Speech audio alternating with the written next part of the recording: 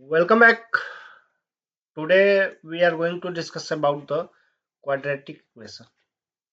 Quadratic equation. Today we learn about the quadratic equation.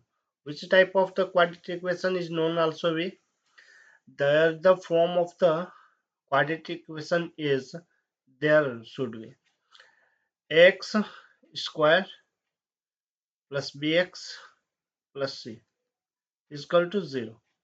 This is a term of the quadratic equation. Also be polynomial equation of the second degree. Degree means there are polynomial have degree is 2, then it's known as the quadratic polynomial. Quadratic polynomial also be included with the 0 equal to 0 is known as quadratic equation. Quadratic equation. Some basic knowledge about the quadratic equation is so carefully and know about the quadratic equation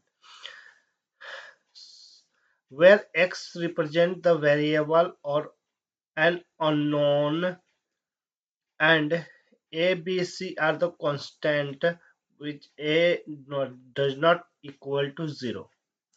If a is equal to 0, then equation is the linear equation. So now we see that what the lines is asked. X is equal to variables. What variables? The value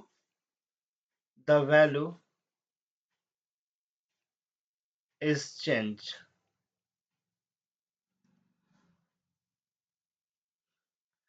जिसका भी मान बदल जाए उसे हम क्या कहते हैं, वेरिएबल्स कह सकते हैं.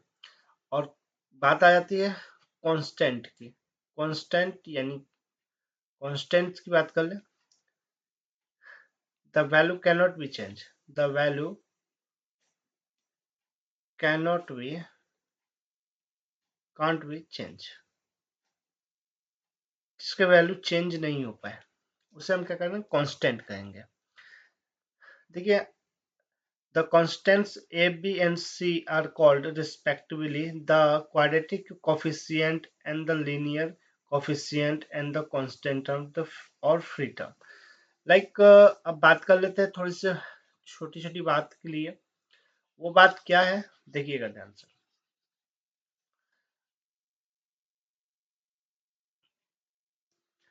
ठीक है, सबसे पहले बात कर ले कांस्टेंट टर्म की. कांस्टेंट टर्म और कोफिशिएंट की बात कर ले. कोफिशिएंट की. कोफिशिएंट क्या होता है? वेरिएबल होता है जो वेरिएबल के साथ मल्टीप्लाई जो होता है नंबर. ठीक है, और ये नंबर ही हमारा क्या कहा जाता है, कोफिशिएंट कहलाता है. अब कोफिशिएंट का के काम क्या होता है, तो ये वेरिएबल के वैल्यू को क्या कर देता है, इंक्रीज करता है टाइम्स में. जैसे अगर मैं कहूँ ये x है, x इक्वल टू 5 हो गया और मैं इसके साथ क्या कर दूं 5 कोफिशिएंट रख देता हूँ. तो क्या कर देता है वो इसके वैल्यू के उतने टाइम्स यानी कि उतने टाइम्स बढ़ा देता है. यानी 25 यानी कि 5 टाइम्स क्या कर दिया, इंक्रीज कर दिया. तो यही कोफिशिएंट का वर्क है. Constant term no value change. इसका कोई वैल्यू चेंज नहीं होता है. इसका वैल्यू कोई चेंज नहीं होगा. ठीक है, नेक्स्ट स्लाइड देखते हैं हम लोग. उस पर क्या क्या बात है. नेक्स्ट स्लाइड देखिए, यहाँ से समझते हैं कुछ बातें. Quadratic and roots. A polynomial of degree is equal to 2, तो y is equal to ax square plus bx plus c. ये क्या होगा, क्वाड्रेटिक पोलिनोमियल. ठीक है, x square plus B x plus C is equal to 0। अगर 0 include हो गया तो हम इसे कहते हैं क्वाड्रेटिक इक्वेशन। एग्जाम्पल यहाँ पर आपको दिया गया है, देख लीजिएगा। और इसमें 5 क्या है, कोफिशिएंट है, और एक्स स्क्वायर क्या है, वेरिएबल। ये कोफिशिएंट है और ये क्या है, वेरिएबल है, ये कांस्टेंट टर्म है। ठीक है, आगे बढ़ते हैं थर्ड टर्म में। थर्ड देखते हैं। देखिए थर्ड में रूट्स क्या होते हैं। रूट्स को हम इसको बोल सकते हैं जीरो भी बोल सकते हैं, जीरोस। ठीक है, यानी कि अगर इसकी वैल्यू को पुट कर दे, ये रूट को अगर पुट कर दे तो उसके पूरे इक्वेशन की वैल्यू क्या हो जाएगी, जीरो हो जाएगी।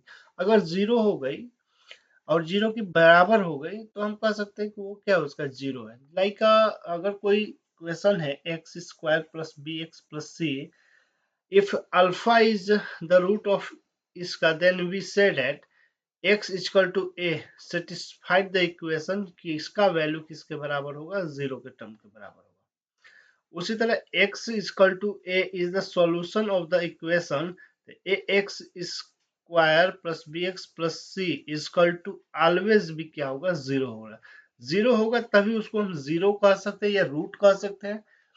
अब आगे क्या कह रहा है देखिएगा, the root of the quadratic equation x square plus bx plus c is equal to 0 are the called zeros of the polynomial।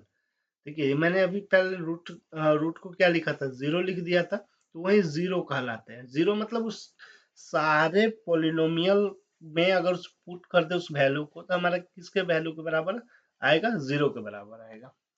Next slide देखते हैं। क्या देखिए, more example of the quadratic equation. याद देखिए ये टर्म आपको दिया गया है, क्वाड्रेटिक इक्वेशन दिया गया है, जिसमें इसमें a बराबर क्या दिया गया है, 2 दिया गया है, b बराबर कितना है, 5 है, और c बराबर कितना 3 है।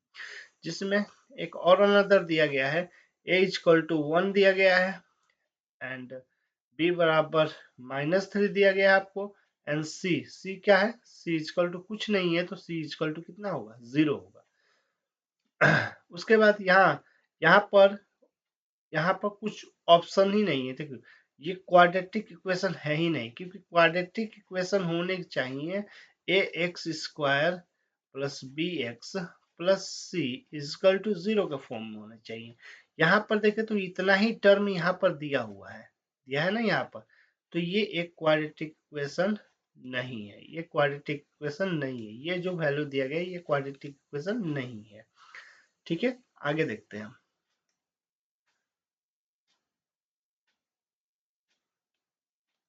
ये देखिए, अब यहाँ पर हमको एक वैल्यू दिया गया है और इससे हमको बोला गया है कि बताइए क्या क्या है। थोड़ा सा मैं इसको ऊपर कर देता हूँ ताकि आपको दिखाई दे।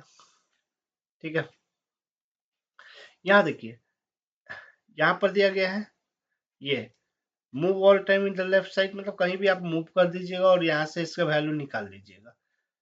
ये भी वैसे ही है, मल्टीप्लाई करके निकाल दे, एक्सपेंडेड फॉर्म में निकाला गया है। ये भी एक्सपेंडेड फॉर्म में निकाला गया है, और ये भी क्या है, इससे क्या निकला गया है, इसको मल्टीप्लाई कर दिया गया है। किससे किया गया है, एक्स स्क्वायर। यहाँ पर टर्म बताया गया किया क्या गया है। ठीक है, आगे देखते हैं। यहाँ देखिए, हम लोग रूट निकालने के लिए 3 तरीकों का इस्तेमाल कर सकते हैं। सबसे पहला हम निकाल लेंगे डिफरेंस से। ठीक है, इक्वल टू होता है बी स्क्वायर माइनस 4ac, और इसमें भी यहाँ 4 होगा 4ac। इसमें भी कंडीशन होता है, यानी कि D equal to 0, D greater than 0 और डी लेस देन 0। यहाँ क्या होगा, इक्वल इक्वल रूट्स मिलेंगे हमको, यहाँ डिफरेंट मिलेंगे, और यहाँ क्या मिलेगा, नो रूट। अब बात हो जाएगा नो रूट, यहाँ क्या होगा, डिफरेंट मिलेगा तो कैसा मिलेगा, रियल मिलेगा। कैसा मिलेगा, रियल। और यहाँ भी क्या मिलेगा, रियल मिलेगा। इक्वल मिलेगा लेकिन क्या मिलेगा, रियल। यहाँ क्या हो सकता है, नो रूट मिल सकता है हमको। और क्वाड्रेटिक फॉर्मूला जो होता है ये वाला होता है, ये देख लीजिए ध्यान से। ये क्वाड्रेटिक फॉर्मूला होता है, minus B plus minus root over B square minus 4ac, या डी भी कह सकते हैं इसको, अपॉन में 2 है। अल्फा निकालना होगा तो ये फॉर्मूला लगता है, बीटा निकालना होगा तो ये निकल लगता है। कुछ नहीं करना है, प्लस माइनस को अलग अलग कर देते हैं तो हमारा अल्फा और बीटा का मान आ जाता है। तो लेट्स यहाँ तक हम रोकते हैं। कल हम देखेंगे कि हम इस क्वाड्रेटिक इक्वेशन को किन किन तरीकों से बना सकते हैं।